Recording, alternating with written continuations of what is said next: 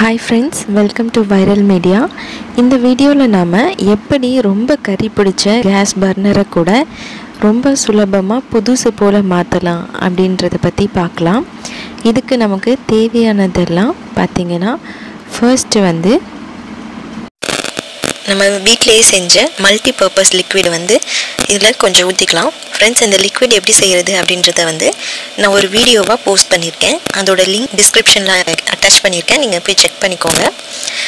இது ஒரு 250 ml வரையும் ஊற்றிட்டு ஒரு 1/2 டீஸ்பூன் அளவு பேக்கிங் சோடா போட்டுருங்க. அதுக்கப்புறம் இந்த 3 பர்னரையும் நான் இதில் வந்து ஊற வைக்கிறேன். ரொம்ப நேரம் இல்லை ஃப்ரெண்ட்ஸ், ஒரு 5 நிமிஷம் வரையும் ஊறினாலே போதும். இதில் இருக்கிற துரு அப்புறம் அதில் இருக்கிற அழுக்கெல்லாம் தனியாக கலந்து வந்துடும். நமக்கு வந்து அதிக வேலை கொடுக்காது. அந்த சின்ன சின்ன ஹோல்ஸில் இருக்கிற அழுக்கு எல்லாமே வந்து தானாகவே வெளியே வந்திருக்கும்.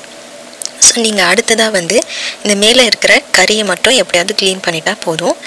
அதை க்ளீன் பண்ணுறதுக்காக இப்போ நம்ம என்ன செய்ய போகிறோம்னா, ஒரு பவுல் எடுத்து அதில் வந்து ஒரு 1/2 டீஸ்பூன் அளவு சிட்ரிக் ஆசிட், அப்புறம் இன்னொரு 1/2 டீஸ்பூன் அளவு பேக்கிங் சோடா வந்து போட்டுக்கலாம். ஃப்ரெண்ட்ஸ், உங்ககிட்ட சிட்ரிக் ஆசிட் இல்லை அப்படின்னா நீங்கள் ஒரு 1/2 லெமன் வந்து புழிஞ்சு விடுங்க. லெமன் அண்ட் பேக்கிங் சோடாவே போதும். சிட்ரிக் ஆசிடும் லெமன் ஜூஸும் ஒன்று தான் ஃப்ரெண்ட்ஸ். ஸோ இது ரெண்டையும் வந்து நல்லா மிக்ஸ் பண்ணிக்கோங்க. மிக்ஸ் பண்ணிவிட்டு ஒரு பழைய ப்ரஷ் ஒன்று எடுத்துக்கோங்க.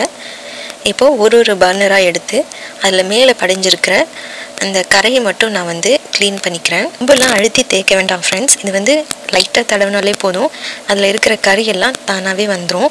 இப்போ இங்கே பார்த்தீங்கன்னா நான் வந்து ரொம்பலாம் அழுத்தி தேய்க்கலை, மேலோட்டமாக அது எல்லா இடத்துலையும் படுற மாதிரி அந்த ப்ரெஷ்ஷை வச்சு சும்மா தேய்ச்சி விடுறேன். இப்படி தேய்ச்சாலே போதும் ஃப்ரெண்ட்ஸ். இது கூட நல்லா க்ளீன் ஆகணுன்றதுக்காக தான் நான் இப்படி பண்ணுறேன். உங்களுக்கு டைம் இல்லை அப்படின்னா நீங்கள் வந்து ஒரு வெதுவெதுப்பான தண்ணியில் பேக்கிங் சோடாவையும் ஒரு 1/2 டீஸ்பூன் லெமனையும் போட்டு இதை ஒரு 1/2 மணி நேரம் ஊற வச்சிங்கனாலே போதும், உங்களுக்கு வந்து பளிச்சுன்னு ஆகிடும். ஸோ இப்போ இது வந்து ஓரளவுக்கு பளிச்சுன்னு ஆகிடுச்சு. இதே மாதிரி மற்ற 2 பர்னரையும் வந்து நான் க்ளீன் பண்ணிக்கிறேன். இப்போது மீதி இருக்கிற 2 பர்னரையும் அதில் இருக்கிற கறி எல்லாம் போகிற மாதிரி நான் க்ளீன் பண்ணுறேன். உங்கள் வீட்டில் வந்து நீங்கள் வீக்லி ஒன்ஸ் இந்த மாதிரி பண்ணிட்டீங்கன்னா எப்போவுமே உங்களோட பர்னர் வந்து கலர்ஃபுல்லாக இருக்கும், புதுசு மாதிரி இருக்கும். இப்போ வந்து கொஞ்சம் வாட்டரில் நான் இந்த சிட்ரிக் ஆசிடும் பேக்கிங் சோடாவும் போட்டு நல்லா கலக்கிறேன். இது கலக்கும்போது நுரை வரும். அந்த நுரை வர டைமில் வந்து நம்ம எல்லா பர்னரையும் எடுத்து அதில் போட்டுடலாம். இதை போட்டுட்டு ஒரு 5 நிமிஷம் வரையும் ஊற வைங்க ஃப்ரெண்ட்ஸ். 5 நிமிஷம் ஊற வச்சதுக்கப்புறம் பார்த்தீங்கன்னா உங்களுக்கு மொத்த கரையும் போய் நல்லா சுத்தமாக இருக்கும். நீங்கள் பார்த்தீங்கன்னா உங்களுக்கே தெரியுது இல்லையா, நல்ல காப்பர் கலர் வந்து வந்துருச்சு. இப்போது கொஞ்சம் அங்கங்கே அதிகப்படியாக ஊட்டியிருக்கிற கறியை மட்டும் நம்ம ஒரு ஸ்க்ரப்பர் எடுத்து க்ளீன் பண்ணிக்கலாம். ஸோ கொஞ்சம் நேரம் இதை வந்து தண்ணியில் போட்டு ஊற வச்சுட்டு இதில் கொஞ்சமாக பேக்கிங் சோடாவும் சிட்ரிக் ஆசிடும் போடுறேன்.